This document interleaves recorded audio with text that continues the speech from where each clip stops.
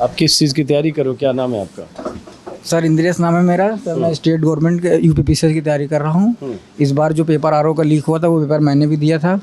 तो sir problem तो हम सब युवाओं की सेम है, जो आप देख चुके हैं, बेरोजगारी, नौकरी सबको चाहिए और पेपर भी लीक हो रहा है, ये भी सब बता चुके हैं पहले। तो सॉल्यूशन सर ये है कि हम सब लोग ये चाहते हैं कि सरकार हर एग्ज़ाम का पहले कैलेंडर जारी करे, हर चीज़ बता दे कि पहले से ये एग्ज़ाम तब होगा, यहाँ पे वैकेंसी आ जाती है, फॉर्म भर जाता है, सालों सालों से इंतज़ार रहता है, बच्चों को पता ही नहीं कि पेपर कब होता है।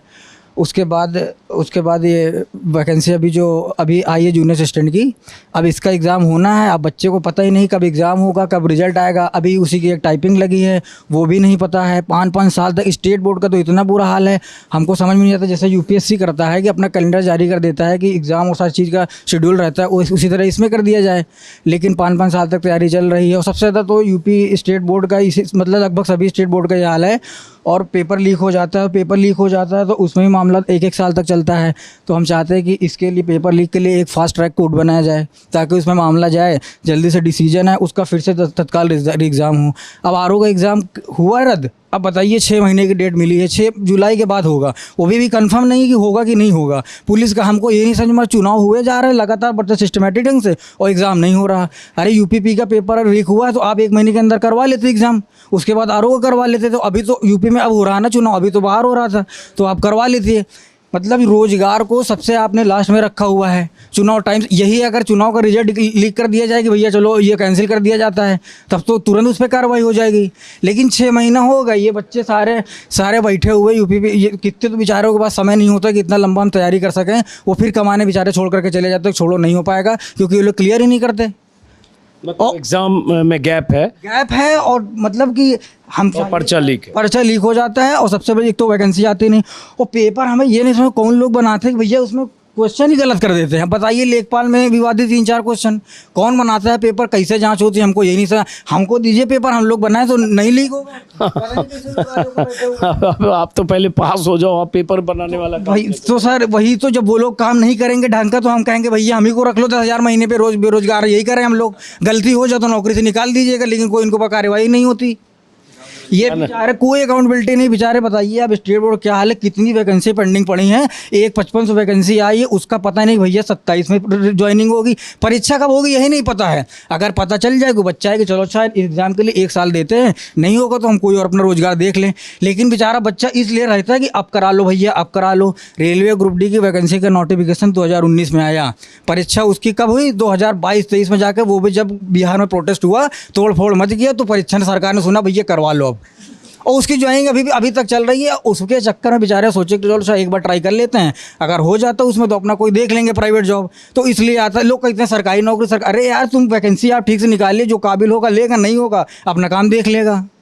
लेकिन ऐसा सिस्टम बना के 5 साल 7 साल बेचारा युवा डिप्रेशन में चला जा रहा है। ये बैठे हैं इतने भाई तैयारी छोड़ दे, क्या कर ले। हम कह रहे हैं भैया वंस मोर चलो आपकी कांस्टेबल देख लो, लेकिन सरकार सुनती ही नहीं है। मतलब हम लोग बेवकूफ़ हैं सर। कितने परिवारों का मतलब जीवन मतलब इससे जुड़ा हुआ था, जो कांस्टेबल की वैकेंसी रद्द हुई, कितने बच्चों ने सपना था कि चलो इस बार हो जाएगा तो हम अपने छोटे भाई बहन को पढ़ाएंगे। एक जानते हैं कि आप एक सरकारी नौकरी से एक परिवार पल जाता है, प्राइवेट नौकरी 10-12 हज़ार में उतना परिवार नहीं पल रहा है। इसलिए हर बच्चा सोचता है लो ट्राई कर लेते हैं, अगर हो जाता तो ठीक है, नहीं तो हमारे पापा ठेला लगाते थे हम भी लगा लेंगे।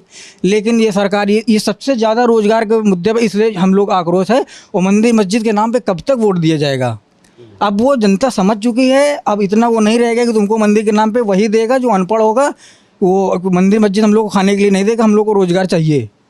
और यदि आपके पास सरकारी नौकरी नहीं है कि भैया कह दो कि हम सब प्राइवेट कर रहे हैं, हम सब लोग आज से लाइब्रेरी छोड़ कर चले जाएं। आप बता दीजिए कि नौकरी नहीं है। अगर नौकरी नहीं तो राहुल गांधी क्यों कह रहे हैं कि मैं 30 लाख नौकरी लेके आऊँगा? भाई पद खाली है, तब वो तो अपोजिशन पार्टी ये कह रही है कि मैं लाऊंगा। इसका मतलब पद खाली है, आप भर नहीं रहे, क्यों नहीं भर रहे ये भी बताइए। लेकिन रोजगार सबसे ज़्यादा तो सर मैं मीडिया से नाराज़ हूँ। सच बताऊँ मैं, इस देश की मीडिया मतलब मुझे शर्म आती है। प्रेस फ्रीडम इंडेक्स में आप जानते होंगे कि रैंक क्या है, ये 161 रैंक है ना।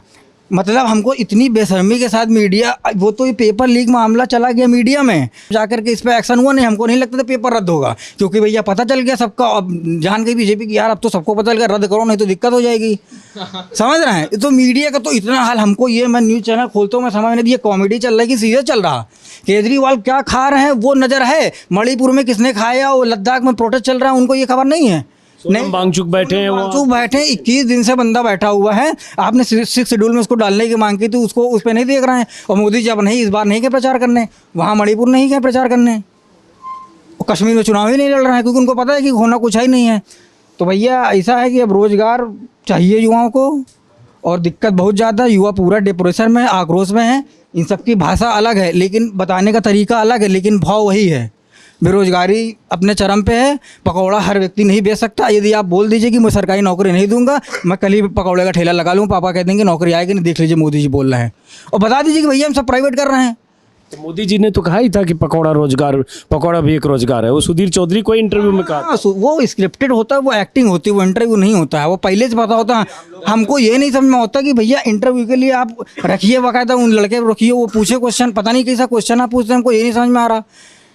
स्क्रिप्टेड क्वेश्चन होता है, उसमें भी आएगा पहले से फिक्स रहेगा ऐसा ऐसा। अरे आप जिसको दीजिए, जो आपका विरोध करता है उसको दीजिए, उसका जवाब दीजिए, संतुष्ट कीजिए जनता। ये मीडिया तो सर, मीडिया का स्तर मैं कह रहा हूँ, मीडिया के इतिहास में सबसे ज़्यादा गिरा हुआ स्तर है। मेन स्ट्रीम में मीडिया की बात कर रहा हूँ, कोई मीडिया देखना पसंद नहीं करता है। मैंने पापा से कह दिया, पापा इसको बंद कर दो, कोई ढंग का चैनल देखो, इससे अच्छा है कि तुम कोई पुराना गाना लगा दो, अमिताभ बच्चन की मूवी लगा के देख लो, ये कॉमेडी चल रही, कोई मतलब नहीं इसका। जो रिलेवेंट मुद्दे हैं उनको उठाते ही नहीं, मुझे समझ में नहीं आता। सुने कि नहीं कि मोदी जी ने कहा है कि आपके पास 2 भैंस है तो एक भैंस कांग्रेस खोल लेगी, 2 मकान है तो एक मकान ले लेगी, 2 बाइक है तो एक बाइक लेगी। उन्होंने कोई ऐसा मैनिफेस्टो पढ़ा है जो कांग्रेस के उस मैनिफेस्टो के किसी पन्ने में, किसी सेंटेंस में नहीं है। लेकिन उसके बाद मुसलमान और ये मंगलसूत्र, ये सब सुन रहे हो कि नहीं? तो हम सुन रहे हैं, बिल्कुल सुन रहे हैं। कांग्रेस का मैनिफेस्टो भी मैंने देखा है, कांग्रेस के मैनिफेस्टो में ऐसी कोई बात नहीं है, पढ़ा लिखा व्यक्ति ये बात जान रहा है। लेकिन मोदी जी ये जान रहे हैं कि हमको जो लोग सुन रहे हैं उन्होंने मैनिफेस्टो कांग्रेस का नहीं पढ़ा है, तो हम जो पढ़ेंगे भी नहीं, जो हम पढ़ेंगे भी नहीं, और बोलेंगे वही ब्रह्म वाक्य है। आज शिक्षा का फायदा सबसे ज़्यादा उठाया है तो किसी इस गवर्नमेंट ने उठाया है, क्योंकि 2016 में जियो आ गया, डिजिटल क्रांति है कि फ्री में नेट चलने लगा। और बीजेपी का आईटी सेल एक्टिव है कि भैया ये है, और व्हाट्सएप यूनिवर्सिटी अलग से चल रही है, उसमें गांधी के बारे में कुछ मती से बैठ। अरे सर बिल्कुल बैठ जाइए, यूनिवर्सिटी से पढ़ रहे हैं लड़के। हम तो देखें इनके बीजेपी के जो नेता है, मतलब युवा नेता है, आप एक लड़की बोल रही थी 99 ईयर्स के लिए मिली है लीज पे आज़ादी। अब बताइए मतलब किस स्तर के ये लोग, आप समझ रहे हैं ये लोग कैसे इनकी पढ़ाई चल रही है। गांधी को बता दो उल्टा सीधा, नेहरू ने ये किया था, वो किया था। अरे यार आप क्या कर रहे हैं, आप बताइए ना क्या किया था। उन्होंने तो जो किया चलिए कर दिया, चलिए मैंने माना वो बुरे थे, तो क्या आप भी वही करेंगे? आपको तो इसीलिए लाया गया था ना कि आप रोज़गार लाइए, परिवर्तन कीजिए। और युवाओं को तो सर बता रहा हूँ मैं, हर व्यक्ति नाराज़ है, किसी भी जाति का हो, किसी भी धर्म का हो, सब नाराज़ हैं। नहीं, उधर जो थे 1-2 वो नाराज़ नहीं है, वो कह रहे हैं सबसे। ये थोड़ा जस्टिफाई करने की कोशिश कर रहे थे, हमारी इनकी बहस होती रहती है। ये भी नाराज़ नहीं है, उधर वाले भी नाराज़ नहीं है। कौन वाले? एक्चुअल में अपनी बात को सही तरीके से नहीं कह पा रहे हैं, क्योंकि देखिए सर, बेरोज़गारी एक बड़ा मुद्दा है। हम लोग सबसे पहले युवा हैं, युवा के साथ जो है विद्यार्थी हैं। हमें क्या चाहिए सर, हम रोज़गार की तलाश में हैं। रोज़गार हमारा मेन मुद्दा, हमारा किसी भी पार्टी से कोई लेना देना नहीं सर। अभी तो सर हम पढ़ाई कर रहे हैं, तो कोई राजनीतिक उसमें तो है नहीं दल में। तो मेरा प्रॉपर मुद्दा है बेरोज़गार को रोज़गार में बदलने का। सरकार लगातार चुनावी मुद्दों में, कोई भी सरकार रही हो, लगातार इस बात को 100% दावे के साथ कहती है कि जब भी मेरी सरकार आएगी, मैं इस बार युवाओं को इतना रोज़गार दूंगा, मैं इस बार युवाओं के लिए ये करूंगा, युवाओं में इतनी नौकरी दूंगा। अब हालांकि सरकार इस समय हमारे प्रधानमंत्री श्री नरेंद्र मोदी जी की चल रही है। लगातार 2 पंचवर्षीय उनका कार्यकाल पूरा हो गया है, तीसरे के लिए वो तत्पर हैं। तो चूँकि जो हमारा टाइम पीरियड है वो इन्हीं के टाइम पीरियड में आता है, तो कांग्रेस ने जो किया उसके लिए हम उतना परिपक्व नहीं थे उस समय। लेकिन मेरा ये जो टाइम पीरियड है, मेरी उम्र का, मेरी रोज़गार पाने का, वो मोदी जी के कार्यकाल में है। तो मैं सर्वप्रथम उनसे यही कहना चाह रहा हूँ। मोदी जी ने कहा था, आपने भी सुना होगा, आपने दिखाया भी होगा कि 2 करोड़ रोज़गार की बात उन्होंने कही थी। उन्होंने, मैं ये मान रहा हूँ कि उन्होंने डायरेक्टली ये नहीं कहा था सरकारी और गैर सरकारी के लिए, लेकिन कहा था 2 करोड़ रोज़गार में दूंगा। क्या वास्तव में पूरे प्रदेश में, पूरे देश में 2 करोड़ रोज़गार दिया गया? नहीं दिया गया सर। बात रहेगी गवर्नमेंट सर्विस की, इन्होंने तो अभी जो ताज़ा मैनिफेस्टो है उसमें नौकरी देने का जिक्र भी नहीं है सर। बिल्कुल नहीं है, क्योंकि इनकी रणनीति क्या है कि धीरे धीरे गवर्नमेंट जॉब को पीपीपी मॉडल पर आधारित कर दे रहे हैं, प्राइवेट पार्टनरशिप पर ही दे रहे हैं कि हमको कोई भी विभाग पे निर्भर नहीं, डिपेंड नहीं रहना है, हमको प्राइवेट कर देना है। उस पर कुछ बड़े लोगों का, क्योंकि प्राइवेट उन्हें, जिनके पास ज़्यादा पैसा होगा, फंड होगा, वही लोग प्राइवेट कर पाएंगे। आम जनता तो प्राइवेट में हिस्सेदारी अपनी दे नहीं पाएगी, पार्टिसिपेट कर नहीं पाएगी। तो जो बड़े वर्ग के लोग हैं जिनके पास बहुत सारा पैसा है वो हर क्षेत्रों में उनको जो है इन्वॉल्व कर दे रहे हैं, जिससे सीधा नुकसान हमारे छोटे भाइयों को, मिडिल क्लास की फैमिली को, किसानों को और बेरोजगार युवाओं को सीधा सीधा नुकसान पहुंच रहा है सर। इस बात को लेकर के बात हो गई रोजगार की, जिसे सर उन्होंने कहा कि पकौड़ा तल लीजिए का वो भी रोजगार है। तो मैं सर ये पूछना चाह रहा हूँ आपके माध्यम से, कोई बात नहीं है, पकौड़ा बेचना कोई बुरी बात नहीं है, लेकिन क्या देश का सारा युवा पकौड़ा बेचेगा सर? पढ़ने लिखने का कोई औचित्य नहीं रह जाएगा? हमने जो पढ़ाई की है, मेरे माँ बाप ने जो सपने देखे हैं, मेरे समाज ने जो सिखाया, वो पकौड़ा बेचने तक सीमित रह जाएगा सर? सर पढ़ाई का मतलब क्या होता है सर? देश अब पकौड़ा बेचना भी कोई गलत नहीं है, लेकिन ये जिस तरह से कहा गया कि पकौड़ा बेचना भी रोज़गार है, तो जाहिर है इस लाइब्रेरी में बैठ के पढ़ाई करके कोई एमए बीएड करके और प्रतियोगी परीक्षाओं की तैयारी इसलिए तो कर नहीं रहा, पकौड़ा बेचना है। पकौड़ा बेचना है तो खुद ही तय कर लेगा वो, मोदी जी की सलाह की भी ज़रूरत नहीं है। मोदी जी जब पैदा नहीं हुए होंगे तब भी देश में पकौड़ा बेचा जा रहा था और सदियों से बेचा जा रहा है, उसमें उनका कोई कंट्रीब्यूशन और है नहीं।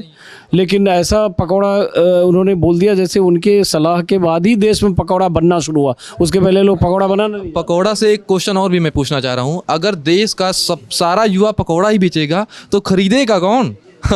अगर मान लीजिए सारे लाइब्रेरी के जितने भी बच्चे हैं सब चौराहे पे पकौड़े की दुकान खोल लेंगे, तो आप ये बताइए कि गैस का खर्चा नहीं निकलेगा? 1200 रुपये सिलेंडर है सर, और दिन की दिहाड़ी तो बहुत दूर की बात है, मजदूरी तो बहुत दूर की बात है सर। 2 करोड़ पकौड़े वाले अब की 2 करोड़ वोट भी डालेंगे। युवाओं से अगर पकौड़ा वाला ही रोजगार देना तो आप 14 में आते ही बोल दीजिए कि भैया यही रोजगार है, हम नौकरी वोकरी सरकारी नहीं देंगे।